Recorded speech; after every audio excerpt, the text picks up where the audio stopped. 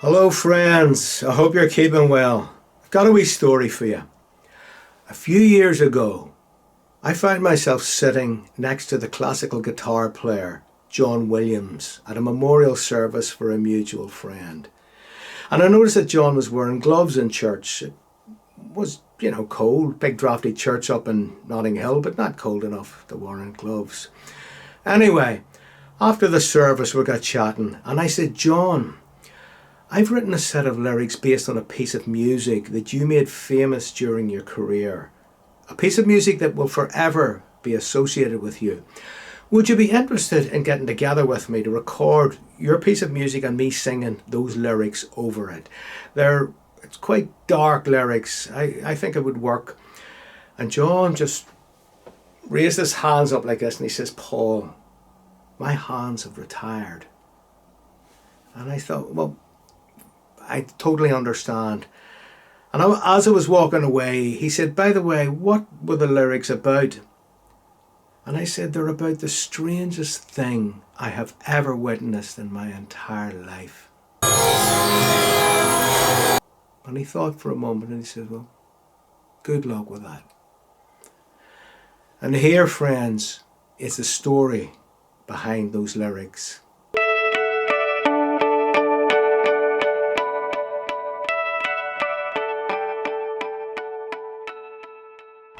This is Victoria Street in the heart of London.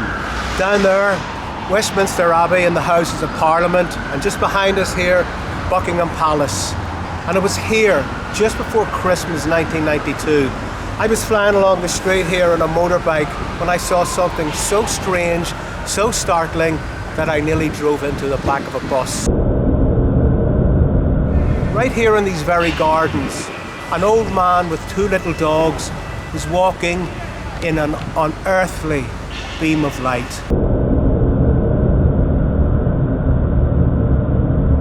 It was a dull, damp December day, and yet there he was, moving slowly in what looked like his own private sunshine. I was so shocked, I leapt off the bike across the road, ran over here for a closer look. He shuffled along as if carrying a cross, and yet he seemed possessed of a surreal, otherworldly calm. I felt as if I was looking at a religious painting that had suddenly come to life.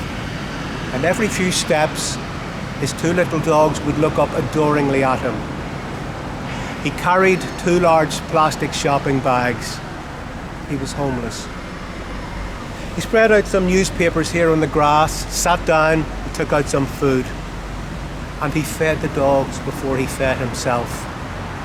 In all my life, I had never seen anything so touching, so tender, so beautiful.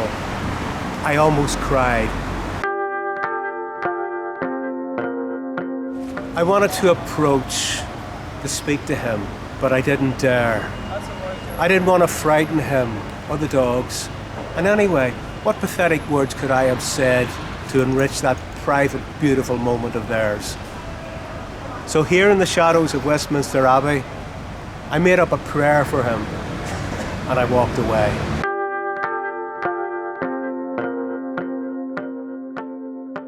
I saw him a few times after that, always here in Soho. Everybody knew him. Shopkeepers, street sweepers, cafe owners, cops. Elegant girls would rush from stylish offices to give him a food parcel, a flask of tea. He was Soho John, the dogs, Rocky and Rambo. He was clearly a popular, much-loved figure, but I sensed the cruel irony in the fact that he'd become something of a homeless celebrity. Then, a couple of years later, he turns up on the cover of the big issue.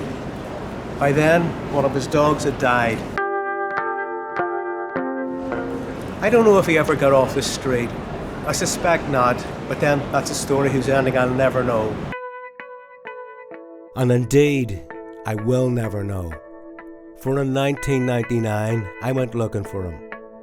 Many in Soho remembered him, but no one had seen him in a while. I looked for him again in 2019. Talked to every homeless person I came across, showed him his photo, asked if they knew him or had seen him. Sadly, no one recognized him. His beautiful spirit had disappeared. All I could do was make that first sighting of him into something more tangible than a faded page in an old diary. A song in praise of him, his gentleness and the boundless love he gave to those two little dogs. I owed him that at the very least. And on the back of this very same big issue, Pink Floyd. So I asked David Gilmour, who's patron of Crisis the Homeless charity, if he'd play guitar on the recording. I'm still waiting on his reply, but I live in hope. In the meantime, you'll just have to put up with my guitar playing on the recording.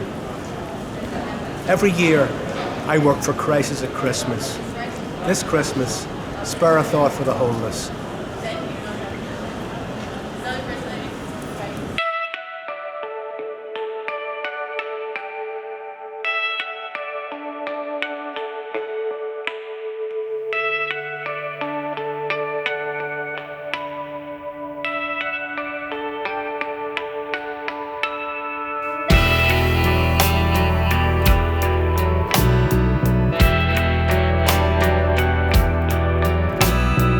I saw the face of a saint in the rage of a mad Christmas moment, bent double with age. Beside him his disciples, two little dogs, gave escort as he shuffled and carried his cross.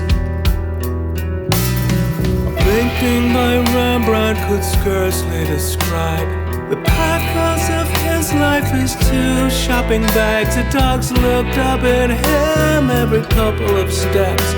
He was kindly expression belied his torment. And I hope beyond hope, God up above will witness the beauty, witness the love on the faces of his children here below. Little Rocky, little Rambo, St. John of Soho.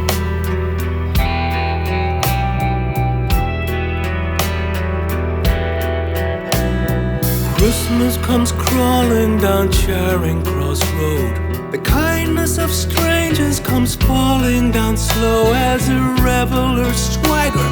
Well-heeled passers-by would rather stare through him than meet his sad eye. He lies wrapped in cardboard, his swaddling clothes. A lone Christmas manger in night's brutal cold. The Christ child revealed to rapturous cries as one soul expires neath pitiless skies.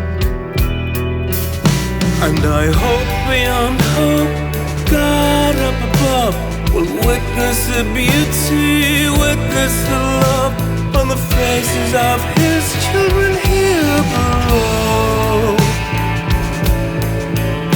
Little Rocky, little Rambo, St. John of Soho. Yes, I hope beyond hope, God up above will witness the beauty, witness the love on the faces of his children here below. Little Rocky, little Rambo, St. John of Soho. Rocky, Rambo, St. John of Soho. Rocky, Rambo, St. John of Soho.